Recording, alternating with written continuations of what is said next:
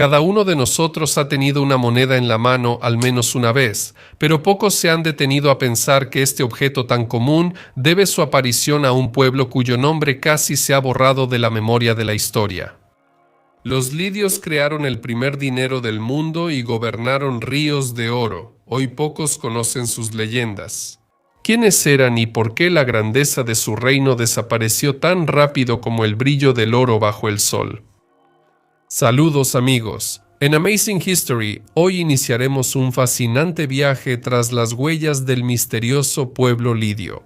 Historia de riqueza, ambición, inventos y una caída que fue lección para la humanidad. Pónganse cómodos, comenzamos.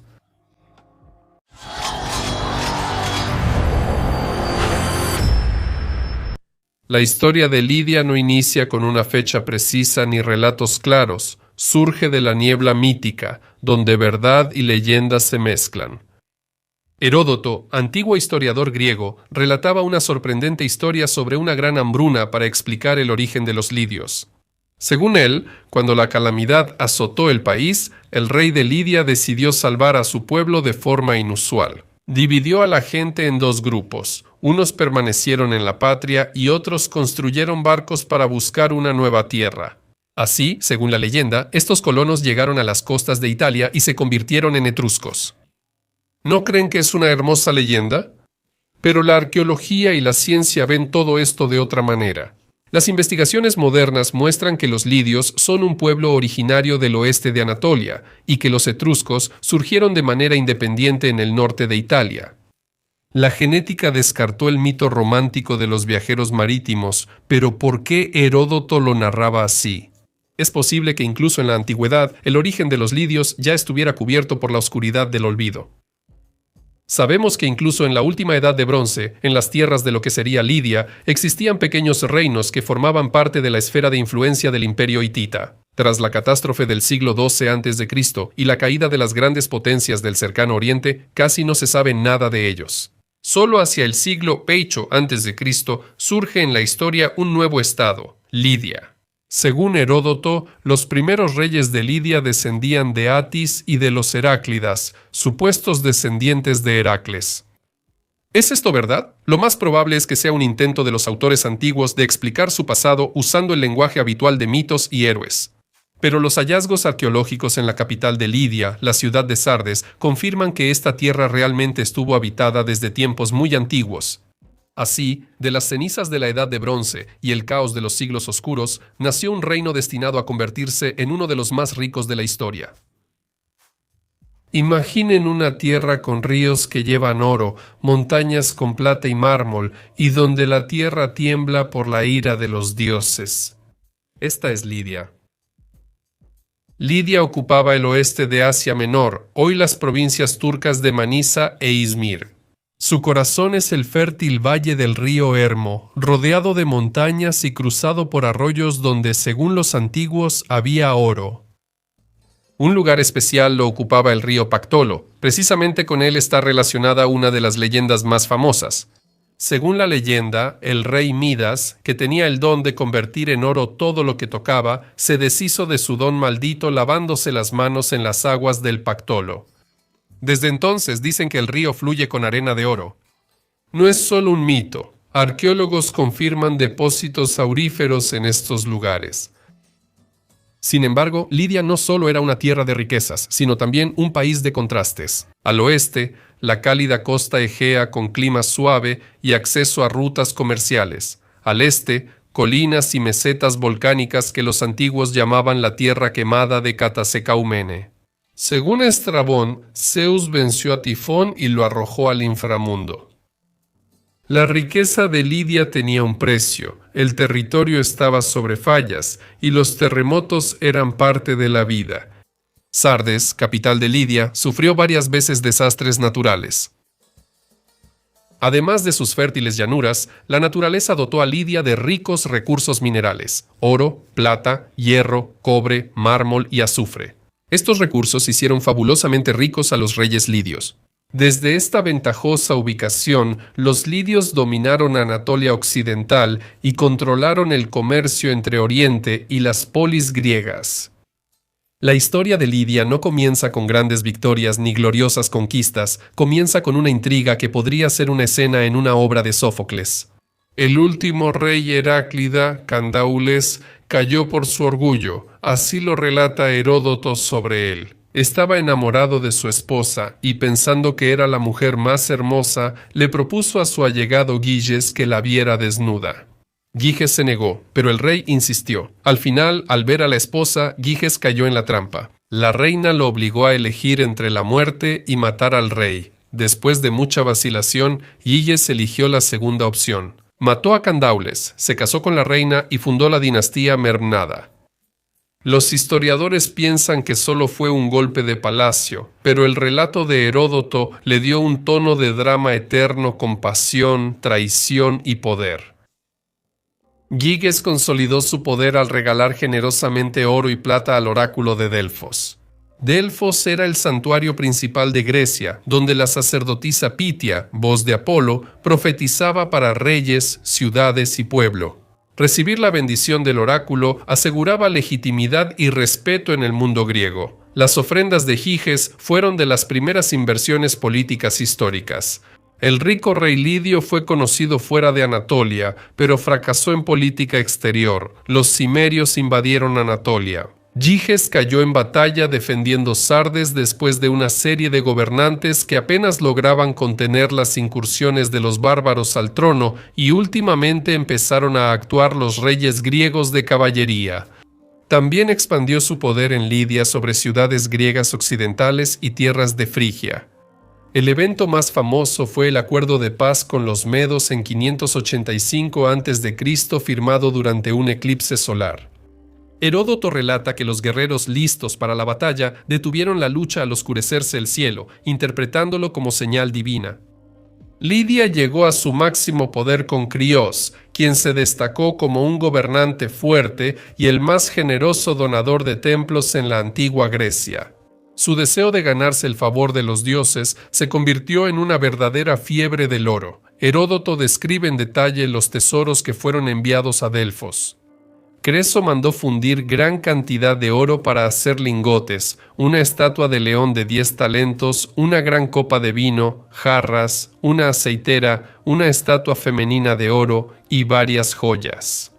Incluso quemó camas de oro, plata, copas y ropas púrpuras para apaciguar a Apolo.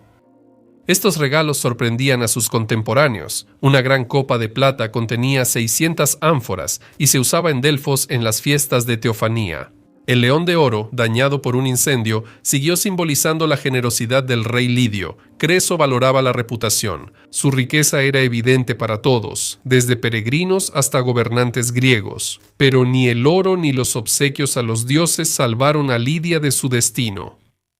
Creso sometió a Jonia, las polis griegas de Asia Menor, pero no se atrevió a enfrentar a las islas griegas, consciente de la debilidad de la flota lidia. Pero el verdadero error de Creso fue subestimar al nuevo gobernante de Persia.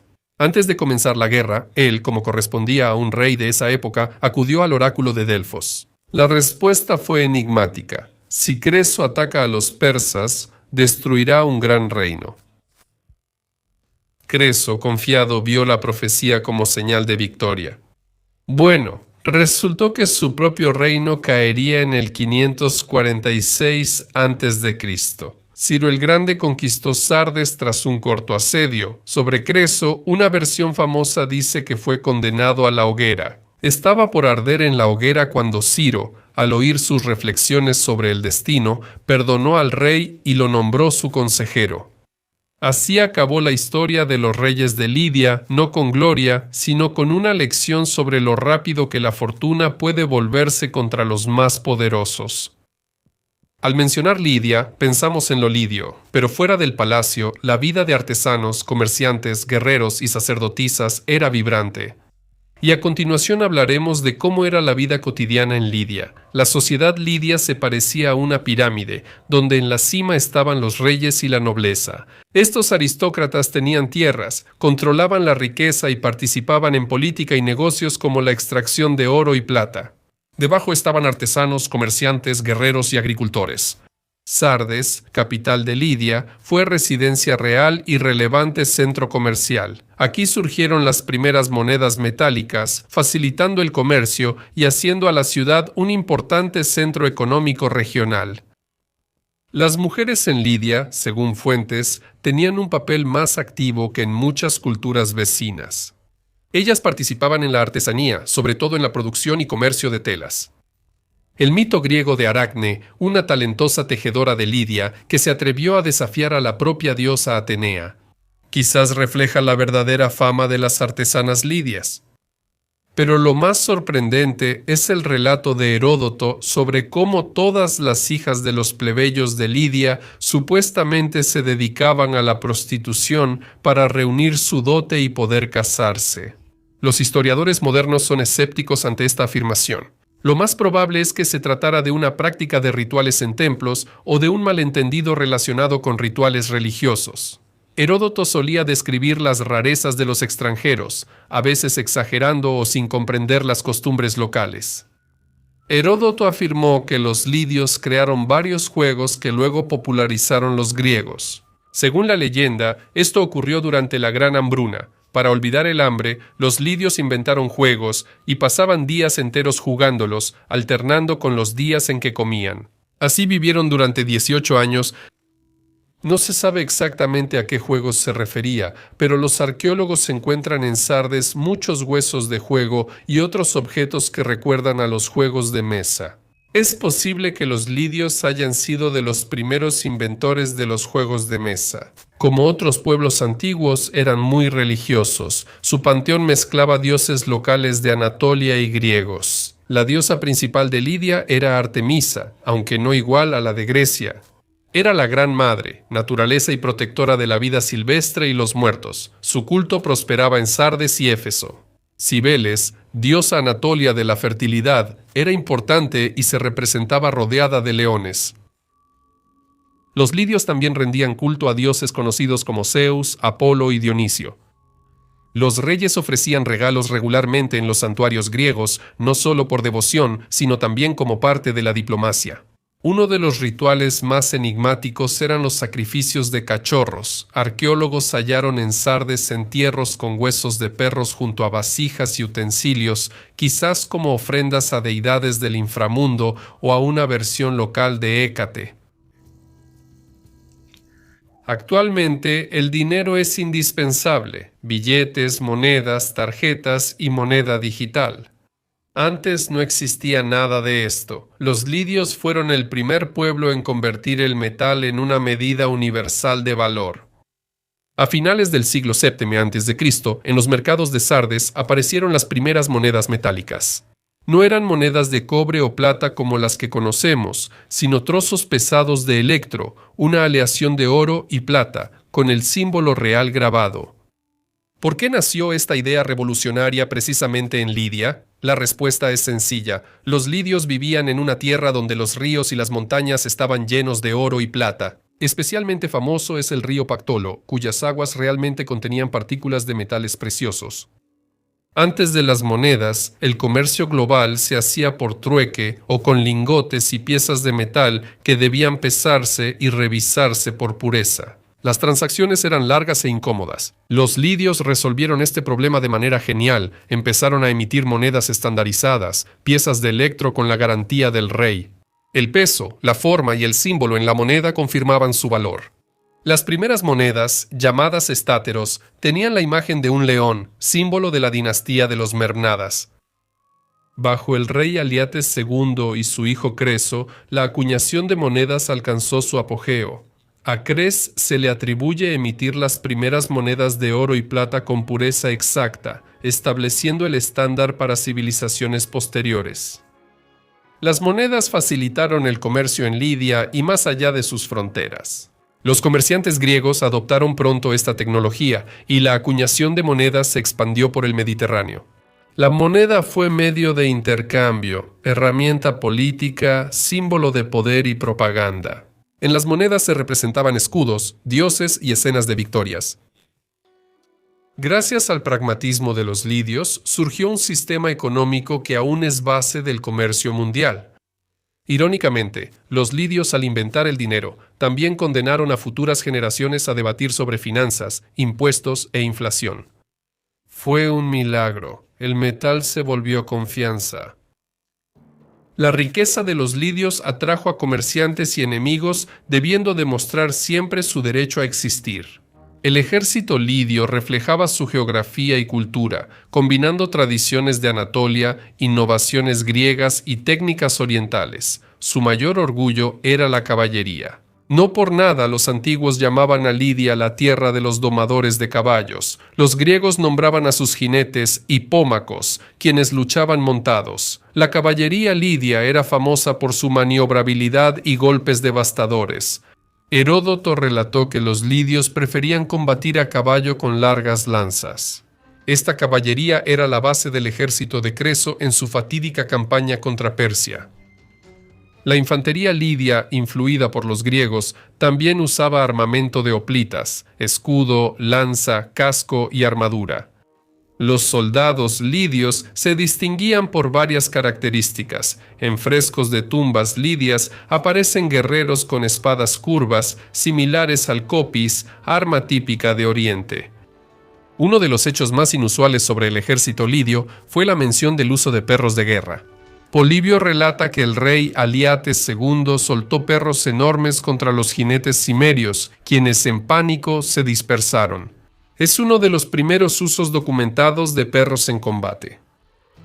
Los lidios también adoptaron la táctica de asedio de los asirios. Al liberar ciudades, construían terraplenes de tierra contra las murallas para asaltar las fortificaciones. En cuanto a la defensa, la capital Sardes era una verdadera fortaleza.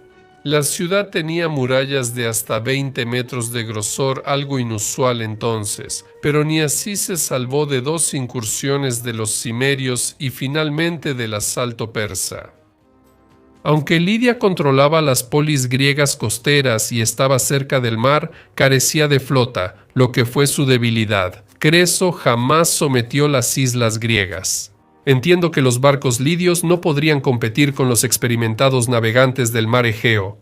Como mencioné antes, en 546 a.C., Lidia cayó ante el ejército de Ciro el Grande. Yo, una potencia famosa por su riqueza, fui conquistada rápidamente y casi sin oportunidad de una segunda tentativa.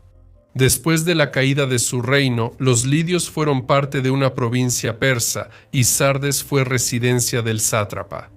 Poco a poco, la nobleza lidia se integró en el aparato administrativo de los nuevos gobernantes, mientras que la gente común continuó con su modo de vida habitual, pero ya bajo el dominio de los señores orientales. Las características culturales de Lidia comenzaron a disolverse bajo la influencia de Persia y más tarde de la cultura griega después de la llegada de Alejandro Magno. Llegaron romanos, bizantinos y otomanos. Los lidios desaparecieron como pueblo, su idioma y dioses se olvidaron y sus reyes solo se recuerdan por autores antiguos. Sin embargo, Lidia dejó huella. Los lidios crearon la primera moneda. Esta pequeña innovación cambió la economía global para siempre. El arte lidio, las joyas exquisitas, la cerámica, los patrones tejidos se convirtieron en un puente entre Oriente y Grecia. Los arqueólogos todavía encuentran en las tumbas reales vasijas de oro y adornos donde se entrelazan formas griegas y motivos orientales. El nombre de Creso quedó para siempre en los idiomas como símbolo de riqueza. Incluso después de 2500 años, decimos rico como Creso. A veces olvidamos quién fue. Y quizás la principal lección de Lidia es recordarnos lo rápido que puede desaparecer incluso el reino más poderoso si solo se apoya en el oro y olvida lo cambiante que es el destino. Hoy, en el lugar de Lidia, está Turquía y las ruinas de Sardes nos recuerdan el pasado. Pero cada vez que hacemos sonar una moneda o hablamos de riquezas incalculables sin saberlo, recordamos a los lidios. Si disfrutaron este viaje al pasado, apoyen Amazing History, den like y suscríbanse. Para no perderse nuevas historias sobre grandes pueblos y civilizaciones olvidadas, escriban en los comentarios. ¿De qué pueblos antiguos quieren saber en próximos episodios? Porque la historia no es solo el pasado, sino una fuente infinita de lecciones para el presente. Hasta la próxima, amigos, y recuerden que el valor de la paz no se mide solo en oro. Cuídense y hasta luego a todos.